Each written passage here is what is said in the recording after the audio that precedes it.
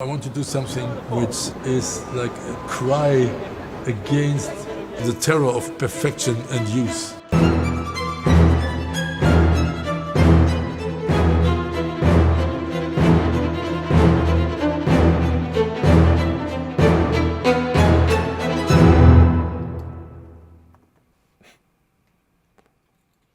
Bei vielen Kameraherstellern, aber auch Fotografen, dreht sich heute viel nur noch um Megapixel, höhere ISO-Bereich oder die neuesten Tieraugen-Fokusfunktionen. Ich denke, der Peter hat sich nicht um Sachen gekümmert. In vielen Behind-the-Scene-Videos habe ich gesehen, dass er Nikon-Kameras verwendet hat. Oftmals sieht man ein 70-200, ein 24-70, ein 50er oder ein 105 Makro taucht auch ab und zu auf. Ich vermute aber, dass sein Lieblingsobjektiv ein 70-200 war.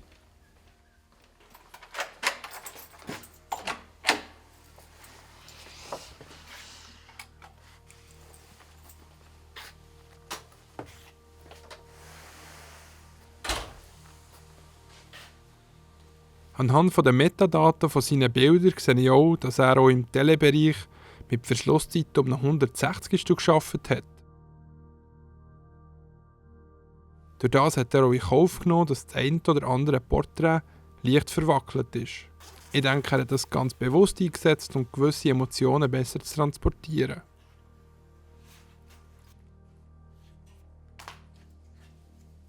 Zudem hat er auch Fotos publiziert, die nicht immer ganz perfekt, die Schärfe nicht 100% vorhanden war. Er hat das als Stilmittel eingesetzt und gelebt. Im Archiv und auch in den Behind-the-Scene-Videos sieht man immer wieder einen speziellen Gegenstand. Einen Notenständer. Es macht absolut Sinn. Und ich musste lachen, weil es eigentlich so einfach und nützlich ist. Ich würde fast sagen, dass es seinen Stil geprägt hat. Er ist mit seinem Objektiv ganz nah dran gegangen. Das hat ihm im Vordergrund eine dunkle Unschärfe erzeugt. Manchmal sieht man am Rand eine ganz leichte dunkle Stelle. Manchmal läuft ganz dominant eine schwarze Linie durchs Foto. Oder andere Mal sieht man auch grössere Teile von seiner Form im ganzen Bild. Ja, ich bin noch im Struggle. Ich glaube, das Ding funktioniert noch nicht so gut, wie mir das Peter Limpe gemacht hat. Denk mal daran, was du schon erreicht hast in deinem Leben, was für schöne Momente du hast geniessen. Schon gut, schon gut. Von verschiedenen Seiten habe ich gehört, dass der Peter als Mensch bodenständig und unkompliziert war. Wie mir Alex Falbe auch bestätigt hat, sind teilweise bis zu 40 Mitarbeiter an so einem grossen Shooting dabei gewesen. And in the end of the day, what was even more striking is that he wasn't just pretending to having a small chat to create some kind of link or anything. He was like saying goodbye to every person he would cross ways with, and he remembered the name, what they were doing, and say, "Oh, thank you, that was great nails." I was like, "No, I didn't do nothing. That wasn't great nails. I was literally just painting a nude, you know." So, but he remembered. "Oh, so you're the person who's doing that, and your name is Alex." And you're like, how many of us were there? Maybe something like 60, 70%. I don't even know. Wenn das Shooting aber dann losgegangen ist, waren nur noch eine Handvoll Personen am Set gewesen. Dort hatte Peter seine Zone gehabt. Er hat es geschafft, dass sich das Model vor der Kamera völlig frei und entspannt fühlt. Tipptopp.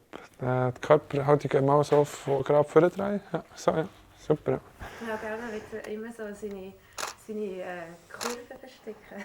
Nein, das ist wirklich jetzt schon only hier. Da kannst du wirklich die Kurven so lassen, wie sie sind. So. Natürlich, alles gut. Ich denke, das ist daheim in deinem Badzimmer. Ganz für dich alleine. Lass dir ein Bad ein, gemütlich.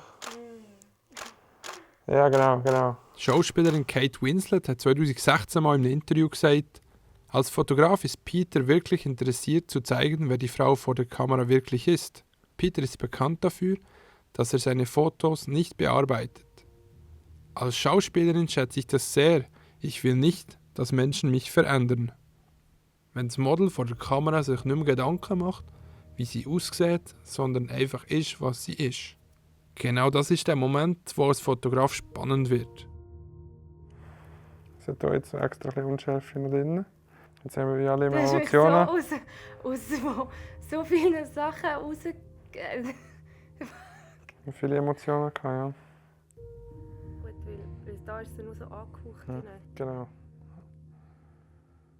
Das ist auch noch... And again, as a very young, beginning in the industry manicurist, it was quite a lesson that, you know, this is how things work. You create nice things by being a nice person.